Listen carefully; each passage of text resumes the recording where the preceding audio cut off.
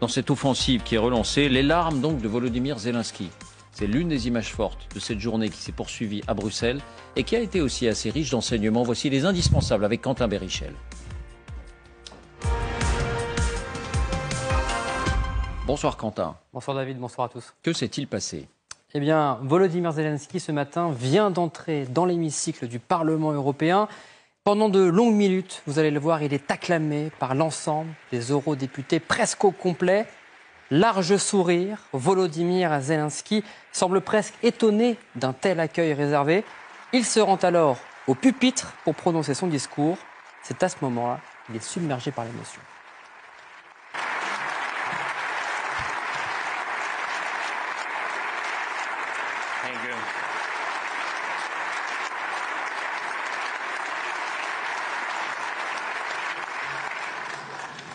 Слава Україні!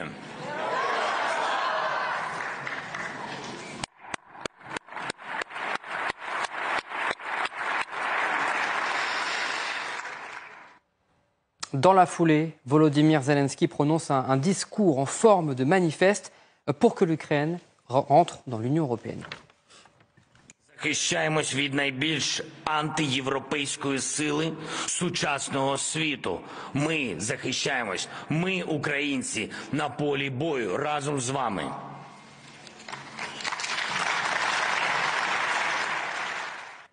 L'autre image symbolique, elle a eu lieu lors du Conseil européen. Oui, les 27 chefs d'État européens du Conseil européen étaient là. Et lorsqu'on voit les images, on n'avait pas l'impression que Volodymyr Zelensky était un chef d'État. Les images sont dignes d'une rockstar. Chacun voulait regarder son accolade, son moment avec le président ukrainien, même sa photo. Regardez, quelques minutes plus tôt, c'est sur le tapis rouge que Volodymyr Zelensky avait été accueilli par les 27 chefs d'État, applaudi par tous, sauf par un, Viktor Orban, au milieu. Vous le voyez juste derrière, le président hongrois, qui, on le sait, est contre les livraisons d'armes européennes et continue de recevoir le gaz et le pétrole de la Russie de Vladimir Poutine. Donc on pourrait croire à une lune de miel, à une exception près, mais dans les coulisses, il y a quelques heures, Volodymyr Zelensky avait un tout autre discours. Oui, et c'est vous, Isabelle Lasserre, qui dévoilez ces mots dans votre entretien avec le président ukrainien pour Le Figaro. Volodymyr Zelensky en veut à l'Occident de traîner pour livrer des armes à l'Ukraine. Pour lui, il y a d'un côté les accolades publiques et de l'autre les décisions. Publiquement, tous les pays soutiennent l'Ukraine, mais en même temps, tous essayent d'éviter d'avoir à prendre de nouvelles sanctions ou reculent le plus possible le moment de nous livrer des armes avant d'enfoncer le clou. La Russie perd la guerre à 99%. Les Occidentaux parient sur le 1% qui reste pour justifier leur réticence à fournir des armes. Il y a eu beaucoup de bavardage sur les valeurs, mais les dirigeants politiques passent leur temps à dévaluer ces valeurs. Vous restez avec nous, Quentin, parce qu'on parlera dans un instant de cette affaire allemande de l'aéroport de Francfort, qui est sidérante, parce que, encore une fois, il y a les prises de position d'un côté, et puis il y a ce qui se passe dans la coulisse. D'abord, est-ce qu'il a raison, question simple, Volodymyr Zelensky, de dire ça? Les Occidentaux parient sur les 1% de possibilité de victoire russe pour justifier leurs réserves et leur retard à livrer des armes. François Hesbourg.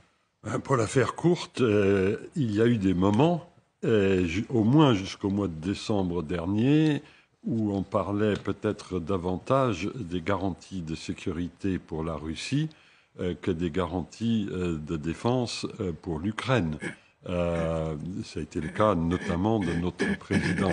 Mais le fait est aussi qu'on n'entend plus ça à Paris, en tout cas, et que cette tendance continue d'informer les décisions, notamment sur l'affaire des avions de combat, avec la non-décision américaine, il faut l'appeler comme ça, où après avoir laissé penser qu'il pourrait y avoir des livraisons de F-16 relativement rapidement, les Américains ont fait savoir que peut-être pas vraiment. Donc ils ne visent, j'allais dire, vous avez raison, il ne s'agit pas simplement des Européens, il s'agit peut-être encore davantage, à certains égards, des Américains. Mais Zelensky, je pense, et ça a été la vertu de son passage et à Londres et à Bruxelles, je pense qu'il a maintenant installé fermement l'idée qu'il faut les ailes pour la victoire. Wings for victory. Ça, L'idée s'impose pour vous. je pense que l'idée, son discours de Londres là-dessus aura marqué. Je pense que les Britanniques maintenant vont aller assez vite pour libérer des avions, des Eurofighter, comme on les appelle, des Typhoon, qui devaient être retirés du service en 2025. Et je pense qu'à partir de là, on va assister au même processus que pour les, On y va tout droit. que pour les chars de combat. Mais l'impulsion ne sera pas venue des Américains, elle sera effectivement venue des Britanniques. Les Britanniques. Cela dit, Et bien sûr, à Bruxelles, il en a remis une couche, comme il l'a fait à Paris, bien sûr, hier oui. soir. Cela dit, pour les chars lourds, l'impulsion était venue de Paris avec les chars légers Absolument. et de Londres avec les chars lourds. Également, elle n'était pas venue des États-Unis. États-Unis. Simplement, les conditions dans lesquelles il vous a dit ça, Volodymyr Zelensky, c'est des paroles dures, hein. C'est des paroles tranchantes qui contrastent beaucoup avec la tonalité qu'on a entendue à Paris hier et à Bruxelles aujourd'hui. Quand il vous dit ça, il sait que ses propos vont être pris, il sait que ses propos sont offensifs, il sait qu'il porte un coup. Et oui, mais en fait, il ne cesse de remercier en fait les pays occidentaux de lui avoir fourni des armes et de lui fournir le soutien politique dont il a besoin, mais en même temps, il critique les pays occidentaux en disant, il a l'impression en fait qu'on livre les armes petit à petit, au compte-gouttes, qu'on a mis très très longtemps à comprendre que Vladimir Poutine ne voulait pas la paix, qu'on a mis très très longtemps à comprendre que cette guerre en fait dépassait le simple face-à-face Ukraine-Russie, mais qu'elle concernait l'intégralité du continent européen et aussi l'ordre international en général. Et il dit tout ça va très très très très lentement, et moi j'ai besoin Oui. d'armes aujourd'hui. Mais Isabelle, là c'est pas l'intervieweuse que je m'adresse, mais à l'analyste. Il a raison pour vous ? En fait, moi, je pense que les Occidentaux ne parient pas sur les 1%, mais je pense qu'ils ménagent les 1% de possibilités, ce qui est aussi sans doute ce qui revient un petit problème. Peu au même. Ce qui revient un petit peu au même. Je pense qu'il a raison. Alors, ça se voit plus ou moins. Aujourd'hui, ça ne se voit pas. Il y a des allers-retours diplomatiques dans cette guerre absolument stupéfiants. Hein. Alors surtout en France, où on a un président qui parfois a pu dire exactement la même chose dans une même phrase. C'est-à-dire, il veut la victoire de l'Ukraine, mais des garanties de sécurité pour la Russie. Les deux choses sont totalement incompatibles. Mais bon, aujourd'hui, ça a quand même un peu changé. Il a mis très très longtemps à pouvoir le dire, mais aujourd'hui, il dit qu'il veut une victoire de l'Ukraine et il semble, et il induit, enfin, il sous-entend, même plus que sous-entendre, qu'une victoire de l'Ukraine, ça entraîne une défaite de la Russie. Oui. Jusqu'aujourd'hui, c'était compliqué à dire. Il y a encore de gros problèmes, il y a encore des blocages en Allemagne. Donc on est toujours un petit peu, il y a des moments, il y a des accélérations. Là, on a franchi vraiment une étape. Après, il y a des paliers et on va refranchir une étape avec les avions de chasse. Quand on voit la ligne générale, on voit qu'il y a un engagement permanent, que le soutien occidental, en fait, qu'il y a une espèce de glissement dans l'aide militaire à l'Ukraine. On a l'impression que ce glissement ne va pas s'arrêter, mais la question c'est est-ce que ce glissement aura eu lieu je pose pas c'est pas un jugement de valeur. Hein, est-ce qu'en fait ça aura eu lieu assez vite ou pas pour permettre aux Ukrainiens de se défendre, bouter les Russes hors de leur pays? Ou est-ce que ça arrivera trop tard? Oui, si on retient les punchlines de ces 3 derniers jours, qu'est-ce qu'on a? Wings for victory, les ailes pour la victoire, et le lendemain, le président Macron dit vers la victoire, vers la paix, vers l'Europe. Quand vous avez un enchaînement de ce type, ensuite il devient très difficile politiquement, sémantiquement, diplomatiquement, de faire marche arrière. Est-ce que ça arrivera en temps utile? Personne ne peut le dire à ce stade, mais force est de constater que l'aviation russe, pour l'instant, n'est toujours pas sortie de ces problèmes qui l'ont empêché de jouer le rôle auquel tous les analystes s'attendaient. Hein. Je veux dire, l'absence de l'aviation russe dans cette guerre est une des choses les plus étonnantes et les plus difficiles à expliquer. Donc, qu'est-ce qui arrivera le premier avec ces avions?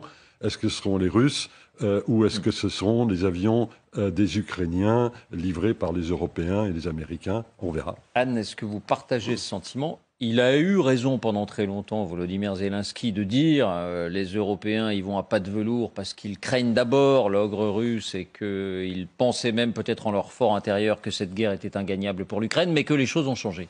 Alors, il a un discours qui est dur et il est très exigeant. Alors, certes, il modère son propos, ça, vous l'avez souligné, en remerciant à maintes reprises chaleureusement les pays européens, mais en même temps, il est très, très exigeant. Alors, pour le comprendre, je crois qu'il faut aussi avoir présent à l'esprit que l'histoire de l'Ukraine et du monde extérieur n'a pas toujours été semée de roses. Je veux dire qu'au moment de l'effondrement de l'Union soviétique, personne ne s'intéressait à l'Ukraine. Mais je dirais même plus, personne ne savait vraiment ce qu'était l'Ukraine. L'Ukraine était largement considérée comme ce qu'elle était considérée par les Russes, c'est-à-dire une partie de la nation russe, une partie d'un peuple pan-russe, et que ça devienne un État indépendant et souverain, était une idée qui n'était pas acceptée en Russie, mais en réalité, pour des raisons qui sont aussi largement historiographiques, c'était une idée qui était aussi largement acceptée, plus ou moins explicitement, par les pays européens. Si vous ajoutez à cela la russophilie qui est très présente en France, qui est très présente en Allemagne, l'exemple de l'aéroport le montre bien, Zelensky sait tout ça. Et il a présent à l'esprit le discours de Macron qui, pendant des années, a répété qu'il fallait renouer le dialogue avec la Russie, qu'il ne fallait pas humilier la Russie. Et donc, il sait très bien que, eh bien, dans ce contexte-là, s'il n'est pas très exigeant, il n'obtiendra pas ce dont il a besoin. Dernière remarque que je trouve tout à fait remarquable, c'est le 1%. Parce que là, ça montre un optimisme à tout crin. Bon, il y a 99% de chances que nous gagnions. L'expression est belle et elle témoigne de cet optimisme à tout crin qui fait que l'Ukraine est aujourd'hui dans la situation dans laquelle elle est. Simplement, Ulrich Bouna, sur la question des avions, est-ce que vous pensez notamment qu'à l'occasion de ce déplacement, on a franchi ce nouveau cran ? Et que de fait, avec la décision britannique de commencer à former des pilotes ukrainiens, avec la légère évolution sémantique de la France, on a franchi un nouveau cran. Je pense que le cran n'est pas encore complètement franchi, mais effectivement, on sent quand même que ce qui était inenvisageable il y a quelques mois, désormais, il y a une porte qui s'entrouvre.